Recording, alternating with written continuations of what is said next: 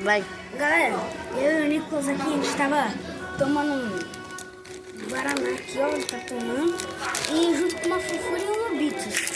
Só que a gente, eu encontrei esse salgadinho aqui, ó. Ele tá meio estranho aqui nessa parte, ele tá meio estufado. Ele tá gigante, parece. Né, Nicolas?